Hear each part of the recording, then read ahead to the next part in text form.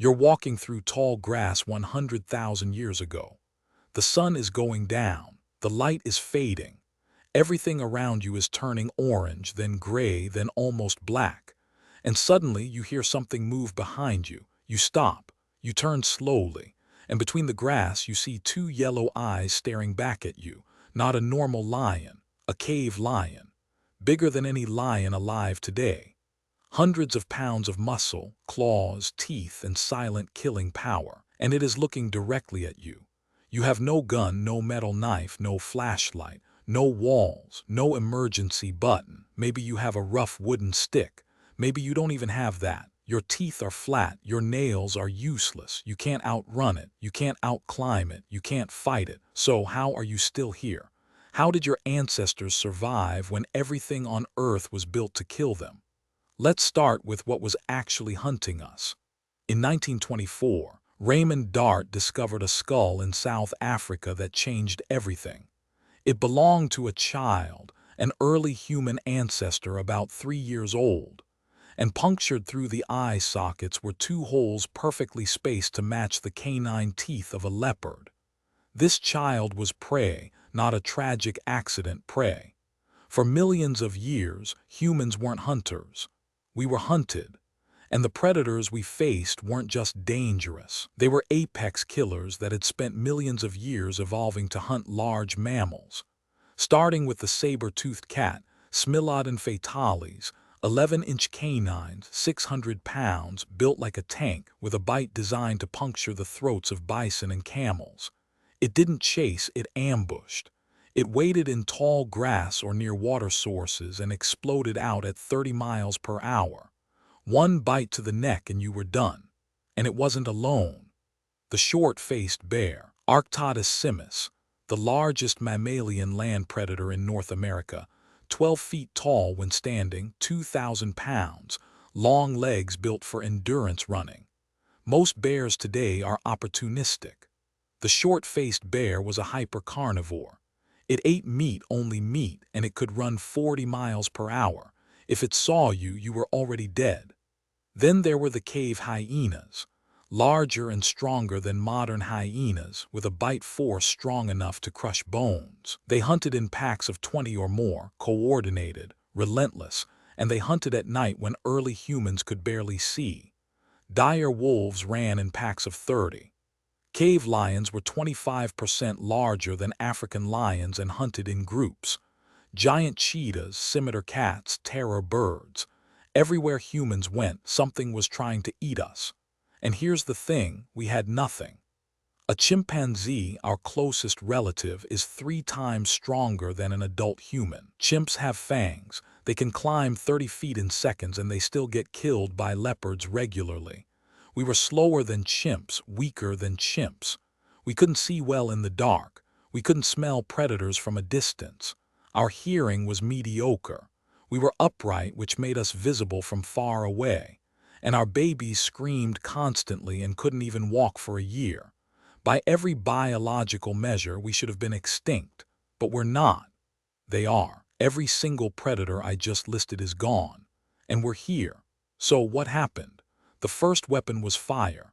In Wonderwork Cave, South Africa, archaeologists found evidence of controlled fire dating back 1 million years. Burned bones, ash layers, hearths, and fire changed everything. A campfire creates a safety zone roughly 30 feet in diameter. Inside that circle, predators will not enter. It's hardwired into them. Even today, lions in Africa avoid fire. It gave us light when we couldn't see. It gave us warmth in climates our hairless bodies weren't built for. But most importantly, it gave us time. Before fire, when the sun set, you found shelter and stayed completely still until morning. After fire, you had 3 to 4 extra hours every night. Time to make tools, time to plan, time to talk. And fire did one more thing. It let us cook. Cooked meat has more calories and is easier to digest. More calories meant we could afford to grow bigger brains, and bigger brains meant better problem solving. But fire alone didn't save us. The second weapon was endurance. We're terrible sprinters. A saber-tooth could hit 30 miles per hour in 3 seconds. We top out at 28 and only for a short distance. But here's what no other predator could do: run for hours. We have something called persistence hunting. You don't chase an animal at full speed. You track it at a jog, just fast enough to keep it moving. You follow it for 3, 4, 6 hours. The animal runs, stops, overheats, runs again. It can't sweat like we can. It can't cool down while moving. Eventually, it collapses from heat stroke. And you walk up and kill it with a rock. Humans are the only species on Earth that can do this. This endurance is what drove our hunt and secured our survival. The third weapon was pattern recognition. Human brains evolved to see patterns everywhere. Broken twigs mean something walked here. Disturbed dirt means something dug here. The shape of tracks tells you what animal, how big, how long ago. We started tracking predators the same way we tracked prey. We learned their schedules. Saber-tooths hunt near water at dusk. Cave lions avoid fire. Short-faced bears are solitary and territorial. We observed, we remembered, we taught each other. And every generation that knowledge compounded. But the real weapon, the one that actually saved us, was each other. In 2001, archaeologists found a skeleton in Dmanisi, Georgia. It belonged to an old human ancestor who had lost all their teeth years before they died. No teeth means you can't chew meat, can't process raw food. This person survived for years after losing their teeth. Someone was feeding them, chewing food for them, or cooking it soft enough to eat. No predator does this. A lion with no teeth dies. A human with no teeth gets taken care of. In Shanidar Cave, Iraq, researchers found a Neanderthal skeleton from 60,000 years ago. He had a healed broken arm, was blind in one eye, and had severe arthritis. He lived to about 40 years old. He couldn't hunt, couldn't fight, but his group kept him alive anyway. This is what separated us. We didn't just cooperate, we cared. And we didn't just hunt in groups, we strategized. Wolves hunt in packs, but it's instinct. Humans hunt in packs with roles. You drive the animal toward the cliff. You wait at the bottom with spears. You cut off the escape route. We used language to communicate complex plans. We threw spears from a distance, something no predator could defend against. 5 humans with spears and a plan could kill a saber-tooth. And we did. Around 400,000 years ago, the Schurningen spears were crafted in Germany. Wooden throwing spears, aerodynamic, balanced, designed to kill from 30 feet away. We stopped running. We started hunting. And then around 50,000 years ago, something shifted. Humans migrated out of Africa into Europe, Asia, Australia, the Americas. And everywhere we went, the megafauna started disappearing. Saber-tooths went extinct.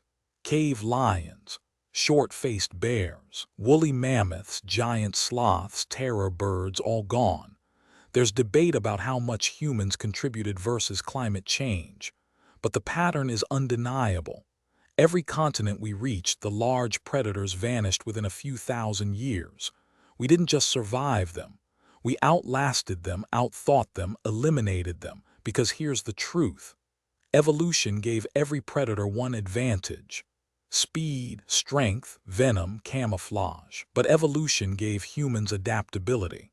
We couldn't outrun a short-faced bear, so we threw rocks at it from a distance. We couldn't outbite a cave hyena, so we worked in groups and surrounded it. We couldn't see in the dark like a cave lion, so we made fire and turned night into day. Every biological weakness forced us to invent a solution, and those solutions compounded over thousands of generations until we became something no predator could evolve to fight.